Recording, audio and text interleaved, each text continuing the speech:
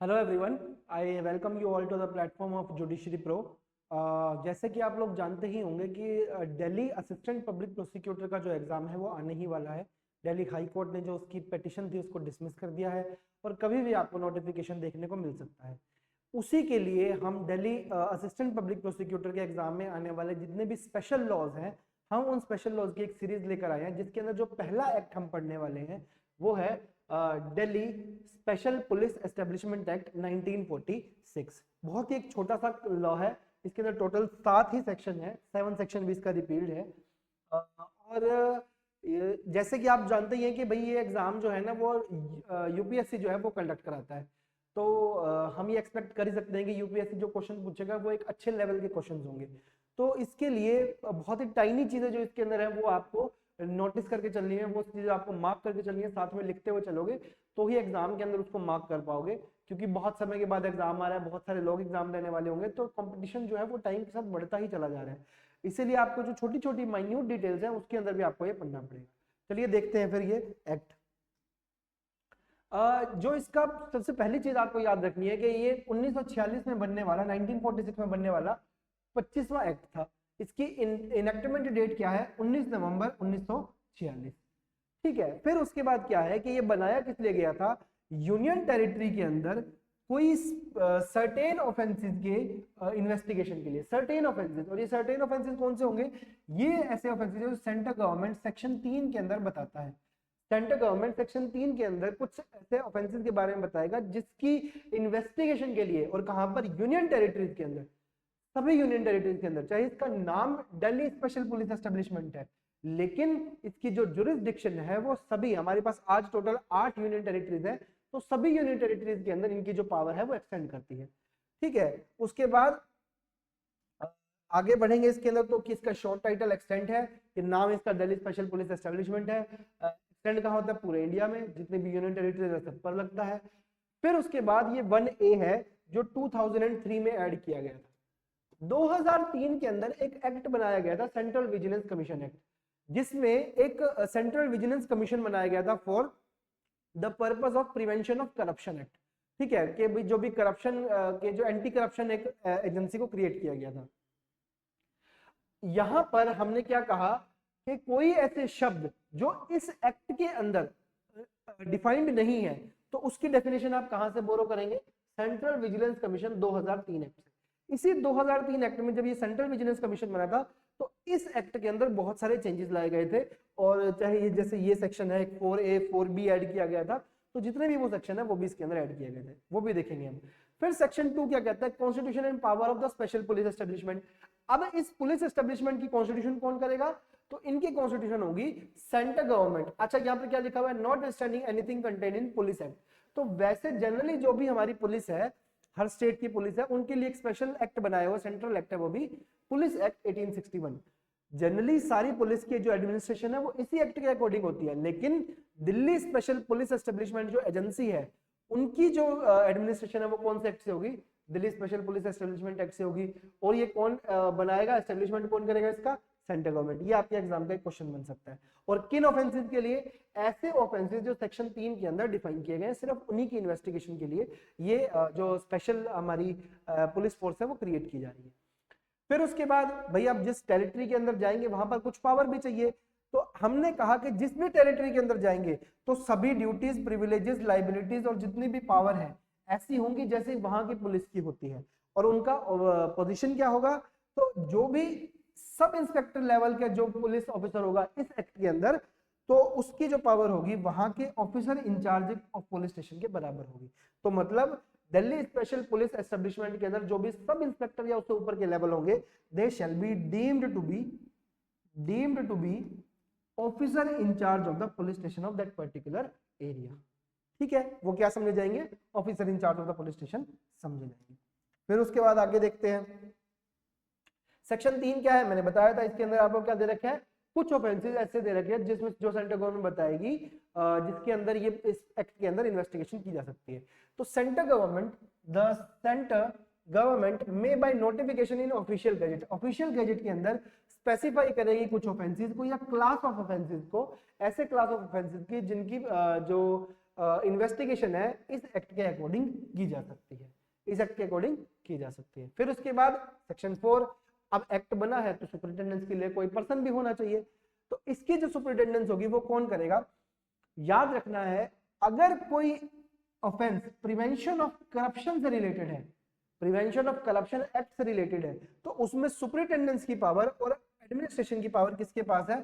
CVC के पास है। यहाँ पर शब्द लिखा हुआ है कमीशन, और वहां ऊपर हमने क्या पढ़ा इंटरप्रिटेशन क्लोज में कि कमीशन का मतलब कौन होगा? Central vigilance commission. तो यहाँ पर किसके पास पावर होगी?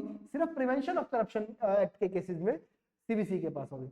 अदर केसेस में सेंट्रल गवर्नमेंट के पास सुपरिटेंडेंस की पावर है, और एडमिनिस्ट्रेशन की पावर के लिए हम एक डायरेक्टर को अपॉइंट करेंगे जिनकी पावर कैसी होंगी? इंस्पेक्टर जनरल ऑफ पुलिस की जैसी होंगी, आईजी के जैसी जो पावर होंगी, उस पर्सन को हम क्या अपॉइंट करेंगे? डायरेक्टर अपॉइंट करेंगे। अब इस डायरेक्टर को अपॉइंट करने के लिए 2003 के अंदर एक कमिटी की फॉर्मेशन की गई। 2003 में एक अमेंडमेंट लाया गया जिसमें 4A ऐड हुआ, एक कमिटी की फॉर्मेशन हुई कि भैया अगर डायरेक्टर को अपॉइंट करना है तो किन किन लोगों की जरूरत है। तो इस कमिटी में 3 लोग होंगे टोटल। एक चेयरपर्सन कौन होंगे? Prime minister. मेंबर होगा लीडर ऑफ ऑपोजिशन, और अगर कोई लीडर ऑफ ऑपोजिशन नहीं है तो leader of the largest party opposition में बैठी है उनके लीडर होंगे, और मेंबर और कौन होंगे? Chief justice of India. तो ये 3 लोग जो होंगे इस कमिटी के, एक चेयरमैन और 2 मेंबर होंगे। ठीक है, नाम अगर वैसे तो अगर इससे याद रहे तो ठीक है, नहीं तो आप नाम से भी कर सकते हैं। यहाँ पर आप नरेंद्र मोदी जी, यहाँ पर राहुल गांधी, और यहाँ पर जस्टिस सूर्यकांत, आप ऐसे नाम से भी याद रखेंगे तो आपको ज्यादा इजी रहेगा इसको रिकॉल करने में। ठीक है, अच्छा, ये 2006 के अंदर इसके अंदर एक और अमेंडमेंट आई थी कि जो भी डायरेक्टर की अपॉइंटमेंट आप कर रहे हैं वो वैकेंसी के बेसिस के ऊपर या एब्सेंस ऑफ वैकेंसी के बेसिस के ऊपर कभी भी इनवैलिड घोषित नहीं की जा सकती। इसके अलावा कोई और ग्राउंड होगा तो हो सकता है कि कर दी जाए, लेकिन सिर्फ मेयरली इस बेसिस के ऊपर आप उनकी अपॉइंटमेंट को इनवैलिड नहीं कर सकते। ठीक है जी। फिर उसके बाद क्या लिखा हुआ है? अब वो कमेटी करेगी क्या? एक्चुअल में वो कमेटी एक पैनल ऑफ मेंबर को रिकमेंड करेगी, एक पैनल ऑफ ऑफिसर्स का बनाया जाएगा। अब वो पैनल ऑफ ऑफिसर कौन होंगे? सबसे पहले तो वो इंडियन पुलिस सर्विसेज के मेंबर होंगे, मतलब इंडियन पुलिस सर्विसेज के अपॉइंटेड पर्सन होंगे। और दूसरा, इनकी अपॉइंटमेंट किस बिहाफ पे होगी? सीनियरिटी, इंटेग्रिटी और एक्सपीरियंस। ये 3 चीजें, 3 क्वालिटीज देखी जाएंगी। एक तो आईपीएस होना चाहिए, दूसरा सीनियरिटी, इंटेग्रिटी और एक्सपीरियंस के बिहाफ पे एक पैनल बनाया जाएगा। उस पैनल के बाद जो सेंट्रल गवर्नमेंट है उन पर्सन को क्या घोषित करेगी, क्या नियुक्त करेगी? Director of Delhi special police establishment, DSPE। ठीक है, इसका डायरेक्टर नियुक्त किया जाएगा 4A के अंदर। फिर उसके बाद देखिए 4B के अंदर क्या दे रखा है? इनका टाइम पीरियड दे रखा है। टाइम पीरियड कितना होगा भाई? जिस दिन अपॉइंट हुए हैं उसके 2 साल तक के लिए वो ऑफिस को होल्ड करेंगे। और कितने टाइम तक इसको एक्सटेंड किया जा सकता है? It may be extended up to 1 year at a time. एक बारी में 1 साल के लिए अपॉइंट किया जा सकता है, तो 2+1 एक बारी में। और ये एक कितनी बार बढ़ाया जा सकता है? तो ये टोटल पीरियड 5 साल से ज्यादा का नहीं होना चाहिए। तो मतलब 2+1+1+1, ये ऐसे 3 बारी, एक बारी में 1 साल के लिए एक्सटेंड होगा, और इसकी एक्सटेंशन एक्चुअली में 3 बार ही हो सकती है, उससे ज्यादा एक्सटेंड नहीं हो सकता। तो टोटल पीरियड कितना, अगर पूछा जाए कि मैक्सिमम कितने टाइम के लिए अपॉइंट किया जा सकता है, तो 5 साल के लिए। एक बार में जनरल अपॉइंटमेंट कितनी होती है? 2 साल। और कितने टाइम तक एक्सटेंड किया? एक एक्सटेंशन, एक बार में 1 साल के लिए ही एक्सटेंशन मिल सकती है। ठीक है, अगर इनका जो डायरेक्टर है इनका ट्रांसफर करना है तो भी आपको जो कमिटी है जो 4A के अंदर, जिसमें मैंने बताया था कि 3 मेंबर है, उस कमिटी की रिकमेंडेशन की जरूरत आपको पड़ेगी। ठीक है जी। फिर उसके बाद आ जाओ 4BA पे। अब 4BA किसके लिए है? भैया आपने वहां पर इन्वेस्टिगेशन एजेंसी तो बना दी, लेकिन अब वहां पर जो एजेंसी इन्वेस्टिगेट करेगी, कुछ केसेस की FIR रजिस्टर करेगी, तो अब उसको कोर्ट में कोई पैरवी करने के लिए भी चाहिए, रिप्रेजेंटेशन के लिए भी कोई चाहिए। तो उसके लिए हमने बना दिया director of prosecution, directorate of prosecution. याद रखना यहाँ पर 2 बार शब्द डायरेक्टर का इस्तेमाल होगा। एक बार जब डायरेक्टर होगा तो हम पूरे एस्टेब्लिशमेंट के डायरेक्टर की बात कर रहे हैं, और दूसरी बार जब ये डायरेक्टर की बात कर रहे हैं तो प्रोसिक्यूशन डिपार्टमेंट के डायरेक्टर की बात कर रहे हैं। ठीक है, देखो there shall be director of prosecution headed by the director who shall be officer or now rank of the, कौन सा रैंक होगा? below, not below the rank of joint secretary in the level of to the government of India। तो government of India के अंदर जो joint secretary level के ऊपर के लोग, ज्वाइंट सेक्रेटरी और उनके ऊपर के लोग में से किसी एक को क्या घोषित किया, क्या अपॉइंट किया जा सकता है, डायरेक्टर अपॉइंट किया जा सकता है। और ये डायरेक्टर ऑफ प्रोसिक्यूशन है, ये किसके अंदर काम करेंगे, डायरेक्टर के अंदर काम करेगा, डायरेक्टर के अंदर काम करेगा। ठीक है, सेंट्रल गवर्नमेंट जो अपॉइंट करेगी इस डायरेक्टर ऑफ प्रोसिक्यूशन को, किसकी रिकमेंडेशन पे करेगी, तो सीवीसी की रिकमेंडेशन पे। ये भी आपको एग्जाम के अंदर पूछा जा सकता है कि किसकी रिकमेंडेशन पे किया जाएगा, तो सीवीसी की रिकमेंडेशन पर किया जाएगा। ठीक है, the director of prosecution shall notwithstanding anything contrary to contain, इनका टाइम पीरियड कितना होगा, ये भी 2 साल का होगा। ये भी एग्जाम के अंदर पूछा जा सकता है, इसको नोट डाउन करें, फिर उसके बाद आगे चलते हैं। इसको एक बार नोट डाउन कर लें।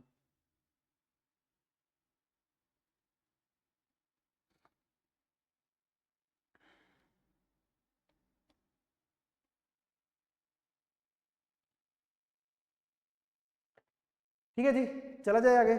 अब देखो 4C, अब देखो भाई आपने डायरेक्टर को तो अपॉइंट कर दिया, डायरेक्टर अपॉइंट हो गया, डायरेक्टर ऑफ प्रोसिक्यूशन अपॉइंट हो गया, लेकिन सिर्फ ये 2 लोग मिलकर तो चलाएंगे नहीं पूरी एस्टेब्लिशमेंट को, उसको चलाने के लिए और भी लोग चाहिए, ऑफिसर चाहिए। तो इसीलिए जो सुपरिटेंडेंट ऑफ पुलिस है उस लेवल के लोगों को यहाँ पर अपॉइंट किया जाएगा। और कौन अपॉइंट करेगा, देखो सेंट्रल गवर्नमेंट यहाँ पर अपॉइंट करेगी officer of the post of the level of superintendent of police except director. मतलब सुपरिटेंडेंट ऑफ पुलिस और ऊपर के लेवल पर डायरेक्टर को छोड़कर उन लोगों की अपॉइंटमेंट की जाएगी। और कौन करेगा, अब यहाँ पर भी एक कमेटी बनाई गई है, यहाँ पर 4 लोगों की कमेटी है। सबसे पहले सीवीसी के कमिश्नर, फिर उसके बाद सीवीसी के विजिलेंस कमिश्नर, सबसे पहले मतलब चीफ कमिश्नर यहाँ पे आएंगे, चीफ, फिर उसके नीचे के कमिश्नर उनके मेंबर होंगे, फिर उसके बाद secretary to the government of India in the ministry of home ministry के जो सेक्रेटरी हैं, और फिर डिपार्टमेंट ऑफ पर्सोनल के जो सेक्रेटरी हैं। तो ये 2 सेक्रेटरीज, एक पर्सोनल डिपार्टमेंट के, एक होम डिपार्टमेंट के, और उसके बाद सीवीसी के अंदर चीफ कमिश्नर और जो दूसरे कमिश्नर हैं, ये 4 लोग मिलकर इस कमेटी को बनाएंगे। और जब भी हम एसपी और उसके लेवल के ऊपर के लोगों को हम अपॉइंट कर रहे होंगे, तो जो डायरेक्टर है, डायरेक्टर कौन से, डीएसपीई के जो डायरेक्टर हैं, जो सबसे ऊपर हमने पहले डायरेक्टर पढ़े थे पूरी एजेंसी के, उनकी भी रिकमेंडेशन ली जाएगी। और उस रिकमेंडेशन के बेस के ऊपर सेंट्रल गवर्नमेंट जो है वो ऑर्डर पास करेगा for the appointment of superintendent of police. लेकिन याद रखना, ये जो चाहे कमेटी बनाई है, चाहे रिकमेंडेशन है, ये भी सेंट्रल गवर्नमेंट के ऊपर बाउंड नहीं है। सेंट्रल गवर्नमेंट चाहे तो इनको छोड़कर किसी और को भी अपॉइंट कर सकता है। ठीक है जी, चला जाए आगे। फिर आ जाओ सेक्शन 5 में। सेक्शन 5 क्या कहता है, सेक्शन 5 बताता है extension of power and jurisdiction of special police establishment to the other areas. तो अब अदर एरिया के अंदर भी इनकी पावर जो है एक्सटेंड करवाई जा सकती है। जनरली हमने क्या कहा कि इनकी पावर कहां तक एक्सटेंड करेगी, सिर्फ यूनियन टेरिटरी तक एक्सटेंड करेगी। लेकिन अगर ऐसा अगर सेंट्रल गवर्नमेंट चाहे तो इनकी पावर को एक्सटेंड करवाया जा सकता है। देखो कहां पर, सेंट्रल गवर्नमेंट में by order extend any area including the railway area. तो रेलवे के अंदर भी इनकी पावर को एक्सटेंड, रेलवे तक इनकी पावर को एक्सटेंड किया जा सकता है। और in the state not being the union territory, तो यूनियन टेरिटरी में तो पहले ही हो रहा था, और स्टेट के अंदर भी किया जा सकता है। ठीक है, the power and jurisdiction of the member of the Delhi special police for the investigation of any offences of the offences specified in section 3। तो सेक्शन 3 के में जो भी ऑफेंसेस हमने नोटिफाई किए हैं, उन ऑफेंसेस की इन्वेस्टिगेशन के लिए रेलवे यूनियन टेरिटरी तो पहले ही आ गया, रेलवेज के अंदर भी और स्टेट के अंदर भी जो क्या है इन्वेस्टिगेशन के लिए पावर को एक्सटेंड किया जा सकता है। Where by any order under subsection 1 the power of the jurisdiction of the members of said police are extended to any such area, member thereof may subject to any order which the central government may make in this behalf discharge the function of police officer in that area and while discharging such function be deemed to the police officer of that area। तो मतलब जब state के अंदर अपनी power को extend कर रहे होंगे या रेलवे के अंदर अपनी पावर को एक्सटेंड करेंगे, तो उनकी पावर क्या समझी जाएगी, जैसे उस एरिया के पुलिस ऑफिसर की होती है वैसी ही पावर इसके अंदर समझी जाएगी। उसके अंदर और कुछ खास नहीं है, बस आपको सेक्शन नंबर 5 याद रखना है कि एक सेक्शन नंबर 5 में दे रखा है पावर रेलवे तक भी एक्सटेंड की जा सकती है और स्टेट तक भी एक्सटेंड की जा सकती है, और ऑर्डर किसका होगा, सेंट्रल गवर्नमेंट के ऑर्डर पे होगा।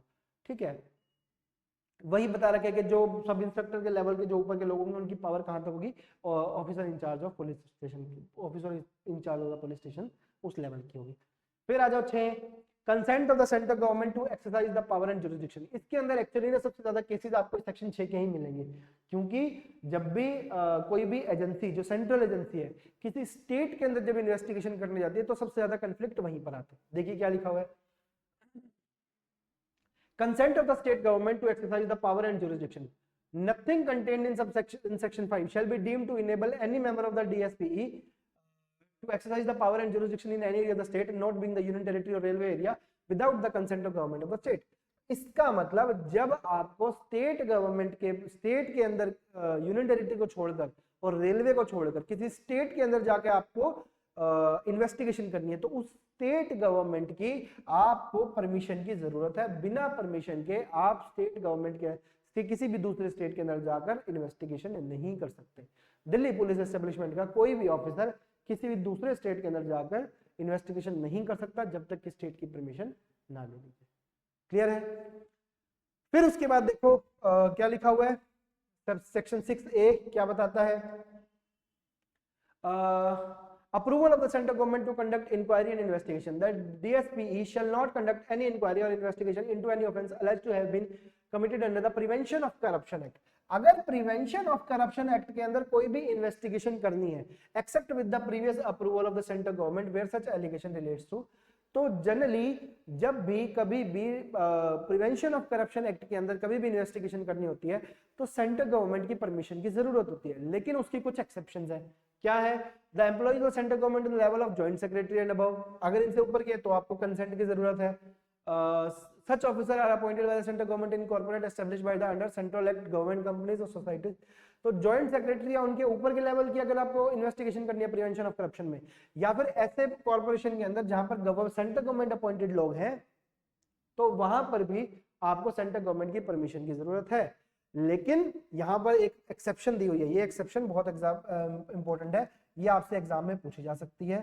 क्या एक्सेप्शन है? Notwithstanding anything contained in subsection 1 no such approval shall be necessary, ऐसे अप्रूवल की कोई जरूरत नहीं होगी उन केसेस में involving arrest of a person on spot, अगर बिल्कुल ऑन स्पॉट उनको रिश्वत लेते पाया गया, on the charge of accepting or attempting to accept any gratification other than the legal remuneration to in the clause C of the explanation section 7 of Prevention of Corruption Act।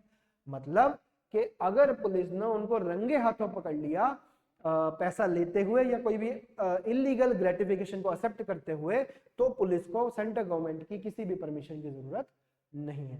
Section 7 जो है इसका repealed है, इसके अंदर नहीं पूछा जाएगा। अब इसके अंदर कुछ केसेस है, मैं आपको कुछ केसेस भी बता देता हूं, ठीक है, जो आपसे पूछे जा सकते हैं। आपको केसेस का नाम पता होना चाहिए।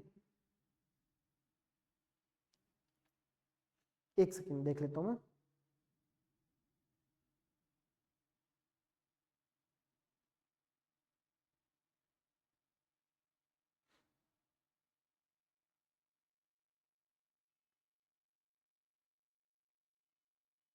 हाँ जी, state of West Bengal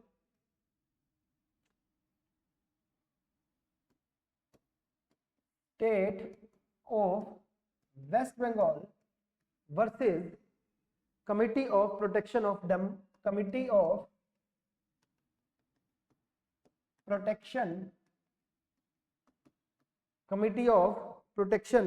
democratic rights.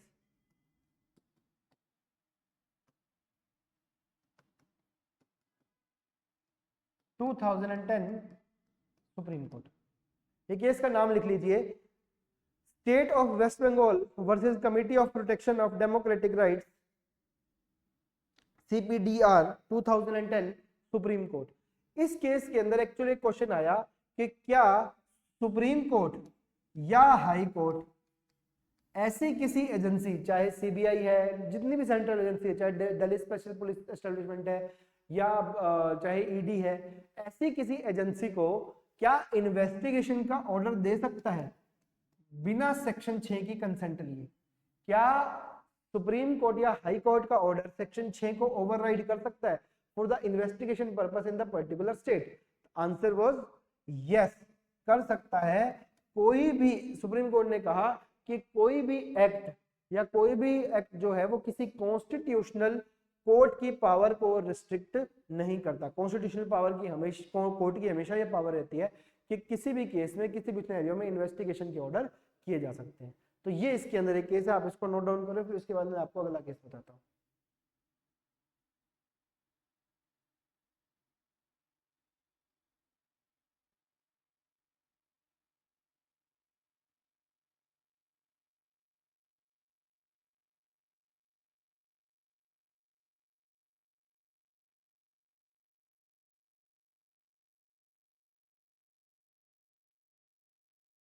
ठीक है जी। फिर उसके बाद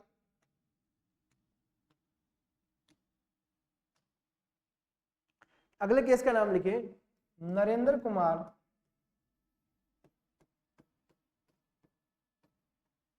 versus Narendra Kumar versus union of India. ये भी 2010 का है, 2010 सुप्रीम कोर्ट। इसके अंदर क्या पूछा गया, आपको याद होगा इंडियन एविडेंस एक्ट के अंदर एक सेक्शन था, सेक्शन नंबर 27। अब जो हमारा भारतीय साक्ष्य अधिनियम है उसका सेक्शन नंबर 23 का क्लोज 2 है, या शायद उसका प्रोवाइजो है, वो देख लीजिएगा, बट यही इस सेक्शन का ही रेप्लिका है। क्या बताता है इसके अंदर, क्या है जो सेक्शन इसी के अंदर जो 25, 26, 27 थे वो सब 23 के अंदर, 23 का 1, 2 शायद 3 में होगा या उसका प्रोवाइजो होगा, जो भी। क्वेश्चन क्या था कि क्या इसके अंदर क्या होता था कि भैया जो पुलिस ऑफिसर है उसके सामने जो कन्फेशन दे रहे हैं आप, वो कोर्ट के अंदर मान्य नहीं है। मतलब any confession given to the police officer or given in the police custody is not admissible in the court of law। अब क्वेश्चन ये है कि क्या दिल्ली स्पेशल पुलिस एस्टेब्लिशमेंट के अंदर या सीबीआई के अंदर या ईडी के अंदर जो भी पर्सन है, क्या वो पुलिस ऑफिसर समझे जाएंगे, क्या वो मेंबर जो है for the purpose of section this section और दिस सेक्शन, क्या वो पुलिस ऑफिसर समझे जाएंगे? तो आंसर वाज यस, वो भी समझे जाएंगे। तो इसका इफेक्ट क्या हुआ कि कोई भी कन्फेशन चाहे सेंट्रल एजेंसी के ऑफिसर को ही क्यों ना दिया जाए, वो भी कोर्ट ऑफ लॉ के अंदर एडमिसिबल नहीं होता। ठीक है जी। तो ये एक्ट था, छोटा सा ये एक्ट था, मैंने आपको कहा था इसके अंदर से ही आपके कंसिडरेबल पोर्शन जो है वो आपसे पूछ ले जाते हैं। अगर आपको दिल्ली एपीपी या हरियाणा एडीए या जुडिशरी या किसी भी और कोर्स के बारे में कोई भी जानकारी लेनी है तो आप इस नंबर पर कॉल कर सकते हो, 8447777020। ठीक है, आप इस नंबर पर कॉल कर सकते हो। कोई भी अगर आपको इन्फॉर्मेशन लेनी है तो आप इन्फॉर्मेशन ले सकते हैं। इसके अलावा दिल्ली एपीपी की जो आगे सीरीज में हम जो भी आगे एक्ट पढ़ेंगे वो आपको नोटिफाई होते रहेंगे। कोई भी क्वेश्चन हो, कोई भी क्वारी हो, कोई भी इंक्वायरी लेनी हो, आप इस नंबर के ऊपर कॉल कर सकते हैं, पूछ सकते हैं। आज के लिए इतना ही। थैंक यू वेरी मच, मिलते हैं फिर अगली क्लास के लिए।